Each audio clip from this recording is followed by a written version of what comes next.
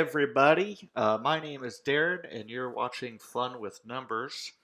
Today, we're going to be going over checks. We're going to go over the three different types and how to appropriately fill them out. All right, the first kind of check is a personal check. You need to watch out, they might bounce.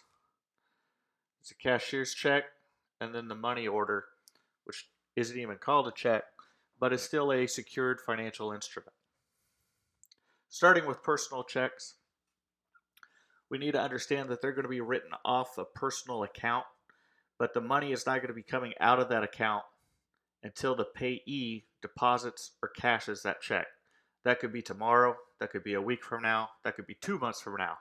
So, what happens if you wrote a check to a roommate and they said, "Hey, I missed your check. I don't have it anymore. I need a new one." Well, you can confirm that it's been paid. It's going to provide you with a documented way of ensuring that you actually paid it. So that makes it better, a little bit better than cash and getting in a dispute about whether or not you actually paid. But also, if they lost that check, you can put a stop payment on it, although a bank is probably going to charge you a small fee to do that.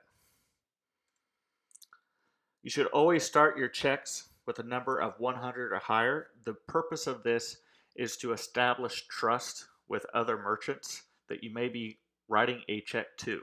Okay, so if it's too low or it's a 001, a merchant may realize that this is a new checking account and not trust that you are managing your funds appropriately to be writing a check.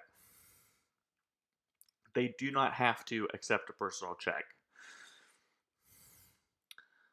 You should never uh, put the payee line to cash. Okay, a check should never be paid to cash. The reason for this is cash is basically a free for all. Anybody could pick up that check and cash it. Okay, so even if you walk into a bank lobby and you're just wanting to take money out of your own account, first of all, there are withdrawal slips. Second of all, still don't do that. Don't write it out to cash. Write it out to your own personal name. Okay, and then endorse it on the back. There's actually a whole movie about this called Blank Check that kind of details the hijinks that can ensue if you write a check out to cash. Okay, the top left-hand corner, whenever you have a personal check, what should be going here is your name and your address. Okay, this is so that merchants are capable of contacting you if for whatever reason there is an issue cashing out your check. If you want to put your phone number on here, that's completely optional. I would advise against it. If a merchant needs your phone number, they can ask for it. Okay. What it should never contain is any state identification number. Do not ever put a social security or driver's license number on your check. The reason being is because it opens you up for identity theft and fraud. Okay. You already have your address on there. That's not a good combination. Okay. There are 5 key points of a check that need to be filled out. Okay. It's going to be the date, the pay to the order or payee, the numerical amount, the written out amount, and then the maker's signature. Okay, so if you're writing out this check, you have to sign it. All 5 of these components need to be filled out for a check to be filled out completely.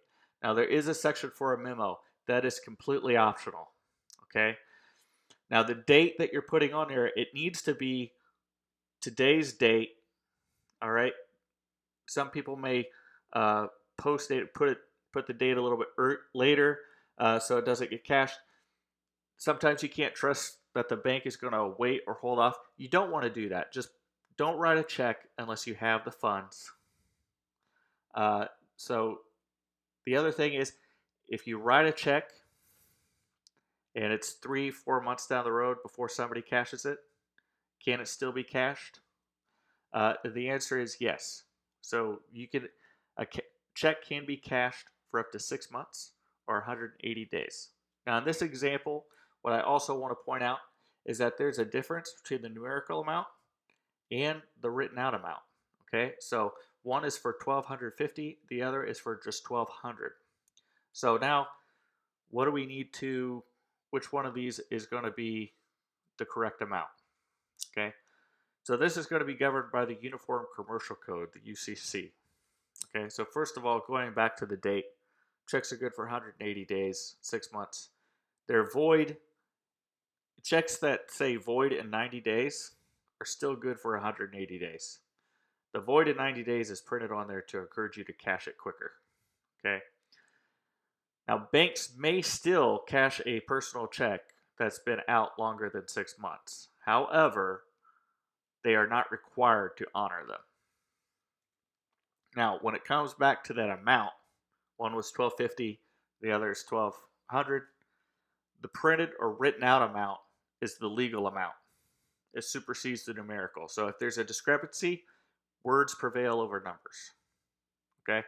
Now, if that ever becomes an issue, you're taking a check to the bank and you find out that the written amount is wrong, and the person that you need to go to with that issue is the maker. The bank is not at fault here.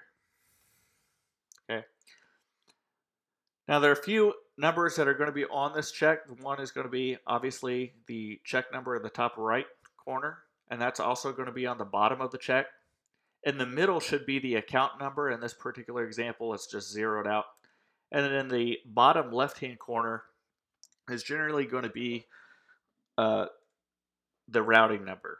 Now, what's important about the routing number is that it is going to be 9 digits. Another key component of the routing number that is going to help you identify it as the routing number and not your account number or your check number is that the first 2 digits of the routing number are going to correspond with one of the 12 Federal Reserve districts that your bank is actually banking out of. Okay, so it's either going to start with somewhere between 0, 1 to 12. Next, we're going to discuss cashier's checks. Okay, cashier's checks are going to be backed by the financial institution that is providing them. Okay, so the money is going to get drafted from your personal account the same day that it's going to be created. So these are guaranteed funds by the bank.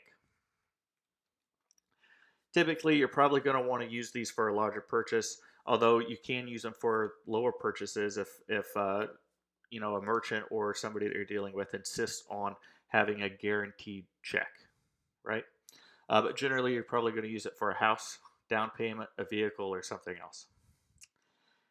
These cashier's checks are also going to be individually recorded by the bank, and we're going to share with you just a moment why that's important. The bank may also charge a fee, although sometimes if you have for certain accounts, they may waive the fee. Okay, so this is what a cashier's check is going to look like. So what's important about this is that you have to have the payee and the amount so that the bank can fill it out appropriately. Okay, if you don't have who it needs to be paid to and you don't have the correct amount, the bank cannot offer you a cashier's check. The other thing is that a bank employee is going to be the one that's going to sign this. Okay, now how are they going to record the check? They're going to record it with this number at the top right hand corner. It's called the serial number for that cashier's check. They're going to record that, and they're also going to record the amount, who it's being paid to, and they're also going to record the customer who purchased it. Why is that important? The reason why that's really going to be important, particularly for you, is that if you happen to get to this vendor, Vance Refrigeration, and maybe you're buying a mini fridge, and all of a sudden they say, we're out. If you want that fridge, you got to go somewhere else. Okay, now you have a cashier's check for $200. What do you do with it? You can take it back to your bank branch where you got it. They have it recorded. They will allow you to endorse the back of it and deposit it back into your account. And last but not least is the money order. Money orders are slightly different than cashier's checks and personal checks. So they're still going to be guaranteed.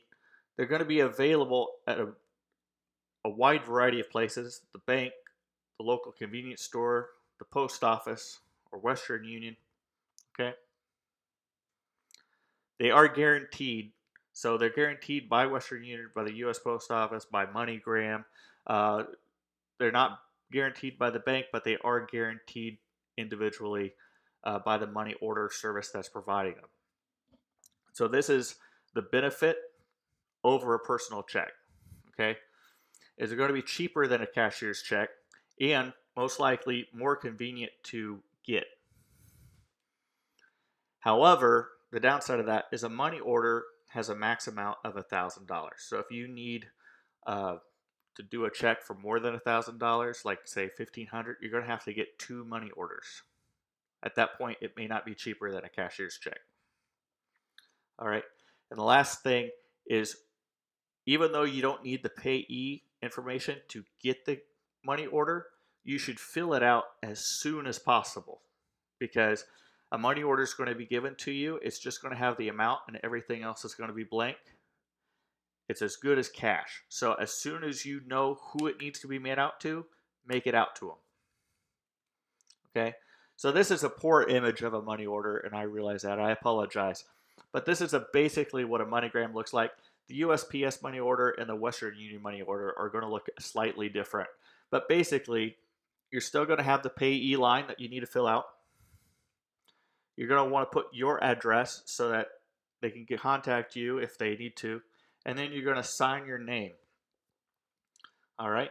And so that's basically what you need a money order for. So maybe if you need a utility bill or your rent payment and you don't have a personal check, but you don't want to go out and get a cashier's check, these are convenient. Usually you can pay for a money order with cash. You don't necessarily need to use your bank account to get one. All right.